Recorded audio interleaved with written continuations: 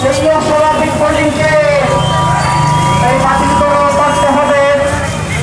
এই অন্যায্য হোল্ডিংকে এই বাতিল করতে হবে। এই অন্যায্য হোল্ডিংকে এই বাতিল করতে হবে। এই অন্যায্য হোল্ডিংকে এই বাতিল করতে হবে।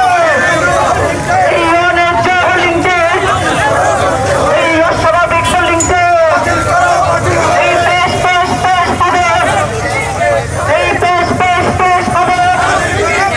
এই হোল্ডিংকে বাতিলের দাবিতে এই মেয়র করা করে এই হোল্ডিংকে বাতিলের দাবিতে এই অন্যায্য হোল্ডিংকে এই অস্বাভাবিক হোল্ডিংকে এই অন্যায্য হোল্ডিংকে এই অস্বাভাবিক হোল্ডিংকে এই অন্যায্য হোল্ডিংকে এই অন্যায্য হোল্ডিংকে এই অস্বাভাবিক হোল্ডিংকে এই অন্যায্য হোল্ডিংকে এই জনগণ দেবে না, এই নগরবাসী দেবে না। এই অন্যায্য হোল্ডিংকে এই মানে না বাতিল করো।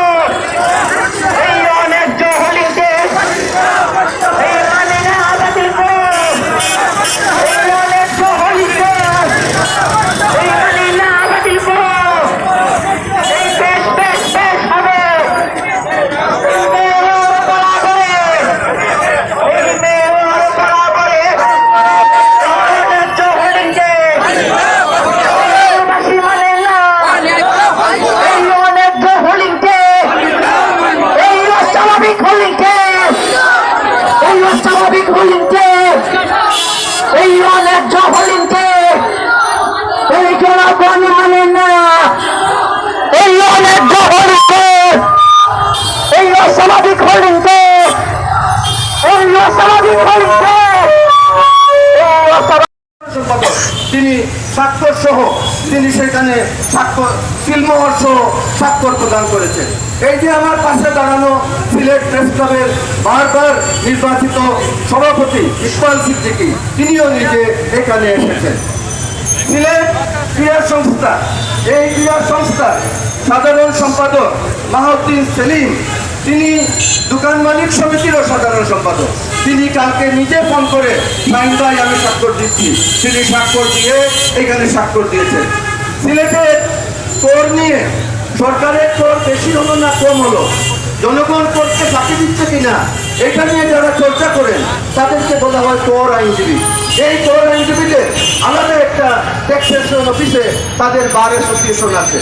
এই কর আইনজীবী সমিতির সভাপতি মৃত্যুঞ্জয় দরভুলা তিনি বাংলাদেশ হিন্দু বৌদ্ধ খ্রিস্টান ঐক্য পরিষদেরও সিলেটের সভাপতি। তিনি স্বাক্ষর দিয়েছেন, সিলমোহর দিয়েছেন, দিয়ে বলেছেন আপনাদের এই যে স্মারকলিপি এটার বক্তব্য সঠিক।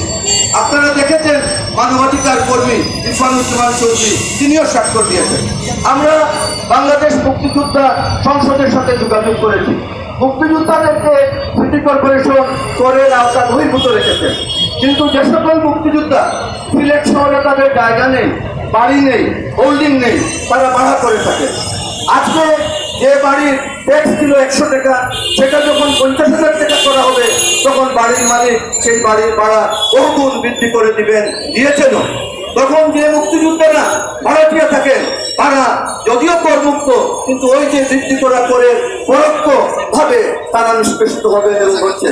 সেই বিবেচনায় বীর মুক্তিযোদ্ধা বেদানন্দ ভট্টাচার্য তিনিও আমাদের স্মারকলিপিতে স্বাক্ষর দিয়ে একাত্মতা ঘোষণা করেছেন। সিলেটের বিভিন্ন রাজনৈতিক প্রগতিশীল সামাজিক সংগঠন, আমি আর নাম নিচ্ছি না, আমাদের স্মারকলিপিতে ওনারা সবাই স্বাক্ষর প্রদান করেছেন। অনেকে আমাদেরকে টেলিফোনে বলেছেন আমরা যাব, আপনারা এটা সাহায্য করেন, পরে কর্মসূচি দেন। সেই হিসাবে আমরা এখনই এই স্মারকলিপি নিয়ে আমরা মেয়র সাহেবের অফিসে আমরা যাব, আমরা ব্যানার সহ সেখানে দাঁড়াবো। আমাদের মধ্য থেকে সুশৃঙ্খলভাবে 10 জন বা 8 জন আমরা গিয়ে স্মারকলিপিটা কাঠতলার উপরে উনি যেখানে বসেন হস্তান্তর করে আসবো। উনি কি বললেন আমরা নিচে এসে আবার যারা দিবেন তারা আমাদেরকে অবহিত করবেন এবং সেই পরিপ্রেক্ষিতে আমরা আমাদের কর্মসূচি দিব। শুধু দেওয়ার আগে একটি কথা বলি, মেয়র সাহেব গতকাল বলেছেন তিনি রিভিউ করবেন। রিভিউ করা এটা একটা আইনি প্রক্রিয়া, আমরা রিভিউ নিয়ে কথা বলছি না। যেটাকে 50,000 টাকা করেছেন, রিভিউ করে বলবেন আমি অর্ধেক পাস করে দিলাম 25,000 টাকা, কিন্তু 25,000 টাকা 500 টাকা 500 গুণ বেশি। সুতরাং এই রিভিউতে আমরা চাচ্ছি না, আমরা চাচ্ছি যে অ্যাসেসমেন্ট হয়েছে এটাকে বাতিল করতে হবে। আগে 500 বছরের পুরাতন শহরে আগে যে যত টাকা ভাড়া দিতেন, ট্যাক্স দিতেন, সেইটাকে ভিত্তি করে সেইটার উপরে শতকরা 5 থেকে 25 বৃদ্ধি করতে হবে। এই পয়েন্টে আমরা মেয়র বা ওনাদের সাথে আলোচনা করতে রাজি আছি, রিভিউ নিয়ে আমরা আলোচনা করতে চাচ্ছি না। এই রিভিউ এটা একটা ফাঁকিবাজি কথা, এই ফাঁকিবাজির সাথে আমরা পা দিব না।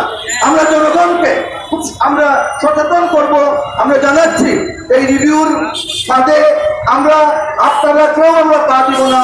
আমরা আমাদের আন্দোলন